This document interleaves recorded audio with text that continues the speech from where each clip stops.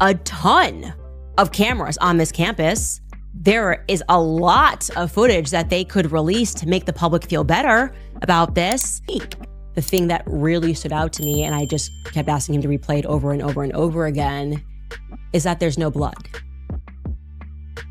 There's no blood. Candace Owens just stunned the internet after refusing to attend Charlie Kirk's funeral, and the reasons behind her decision are way more complicated than anyone expected. At first, she claimed it was because the federal government had stepped in to organize the event, but behind the scenes, there are whispers of power struggles, boardroom betrayals, and shocking new details about Charlie's death that are fueling a storm online. On the surface, Candace made it sound simple. She told her followers she wasn't about to attend what she described as a Fed-run funeral. In her words, it wasn't just about paying respects, it was about refusing to play along with what she saw as a staged performance meant to cover up the truth about Charlie's death. That claim alone was enough to light up social media. To many, it sounded bold, almost reckless. Why would she risk that kind of backlash unless she genuinely believed something sinister was happening? But others weren't convinced. Critics accused her of chasing headlines, using a tragedy for attention. And that's when speculation started pouring in about what was really going on. Top of cuds, because if you listened closely, insiders were saying her absence wasn't really about the feds at all. Instead, it all pointed back to Turning Point America, the organization Charlie founded, the one he built from the ground up. According to whispers, Candace and Charlie's widow, Erica Kirk, had a massive falling out behind closed doors. The fight over who would take the CEO chair after Charlie's death. Candace reportedly believed she was the natural choice. She already sat on the board, she had the national profile, and she'd been Charlie's ally for years. Some members even backed her privately, but in the end, the donors and political heavyweights rallied behind Erica. The vote was unanimous, and that decision, according to insiders, sparked a rift that still hasn't healed. Dave Chappelle even went as far as to say Erica personally blocked Candace from the funeral. If true, that means Candace didn't skip the service on her own. She was cut out, which raises the real question, was this about grief or was it about power? And if all that drama wasn't enough, the investigation into Charlie's death only made things worse. Authorities released a handful of blurry gray photos of a so-called suspect named Tyler Robinson. They even pushed out a short Ring camera clip, claiming it showed the rooftop shooter. But almost immediately, the public wasn't buying it. People online called the evidence sloppy. They pointed out that Utah Valley University, where the incident happened, has over 1,000 cameras covering the campus. Yet, out of all that footage, the only proof we got were some grainy snapshots that looked like they were pulled from the early 2000s. Candace seized on this, demanding to know why we weren't being shown the full picture. If the authorities had access to dozens of camera angles, why release only the worst ones? To her, it was proof of something bigger, that the feds were deliberately holding back the truth. Then came the moment that truly set the internet on fire. Out of nowhere, clips from eyewitnesses started surfacing online. One video showed a man calmly removing a storage device from a camera positioned directly behind Charlie just minutes after the shooting.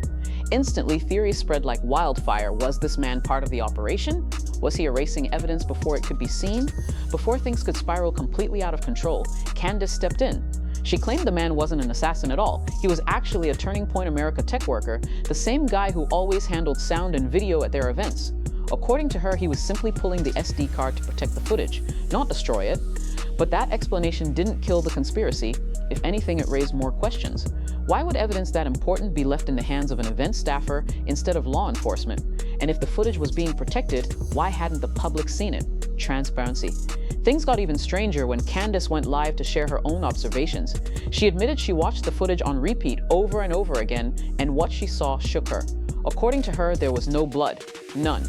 She claimed Charlie didn't even have an exit wound, despite the feds saying they were scouring the scene for a bullet. How could they be searching for a bullet if there was no clear evidence of one passing through? This detail exploded across forums and timelines. To some, it was just Candace stirring the pot, but to others, it sounded like a cover-up unraveling in real time. If Charlie didn't bleed, if there was no exit wound, then what exactly happened on that rooftop? Transparency and dirt. This time, it showed a man standing just behind Charlie, seconds before the fatal shot. He appeared to be making hand gestures, small, deliberate movements that online sleuths immediately labeled as signals. Authorities brushed it off, saying the man was Charlie's personal security. But to the internet, the story didn't add up. Why would a bodyguard be flashing coded gestures moments before his client was shot? The speculation ranged from shadow agencies to inside jobs, and Candace herself admitted that what she saw shook her to the core. It was yet another moment where her version of events clashed directly with the narrative being pushed by investigators. Then came the decision that lit up social media for weeks. Candace Owens skipped Charlie Kirk's funeral. Instead of attending, she spent the day at a Kanye West event, saying she'd rather listen to music than play along with what she called a staged production. Her critics were brutal. To them, it was the ultimate betrayal. She wasn't just a colleague, she was a board member, a close ally, and someone who'd built her career alongside Charlie. To vanish on the one day his family needed her most seemed cold and calculated, but to Candace, it was about survival. She said she wasn't about to walk into a public event organized by the very people she believed had sabotaged the investigation. In her mind, skipping the funeral wasn't disrespectful, it was necessary. Of course, the story didn't end there. That's when Dave Chappelle dropped a bombshell. According to him, Candace didn't willingly skip the service, she was banned. Sources close to Erica Kirk claim she told Candace to stay away. Not around her, not around the kids, not anywhere near the family. To Erica, Candace's grief wasn't real. She didn't want the funeral turning into a spectacle or a political battlefield. Ron, this ties back to the alleged boardroom fight. Erica had just secured the CEO role after Charlie's death, and Candace was furious. From Erica's perspective, Candace wasn't showing up to mourn, she was showing up to posture. And so the ban was set. Candace could tell the public whatever story she wanted, but behind the scenes, she wasn't even allowed through the door. Transparency, the fallout was instant. Social media split into two camps. On one side, Candace's supporters said she was right to call out the feds. They argued that she had more to lose than gain by taking such a controversial stance, which made her claims more believable. On the other side, Erica's defenders said she was doing exactly what any grieving widow would do, protect her family from more chaos. They accused Candace of making everything about herself, dragging Charlie's memory through unnecessary drama. The arguments filled timelines for weeks, and they still haven't cooled down. So where does that leave us? Was Candace Owens a whistleblower who saw the cracks in the story before anyone else, or was she simply locked out of a funeral and forced to spin a new narrative? On maybe the bigger question, was Erica Kirk right to protect her family by banning Candace, or did she cross a line that only made the situation worse? No matter which side you're on, one thing is clear, this story is far from over. And the truth about what really happened to Charlie Kirk may be even stranger than we think. Or so what do you think? Was Candace telling the truth about the feds, or was Erica the one making the tough choices? Drop your thoughts in the comments, and don't forget to subscribe so you don't miss what comes next.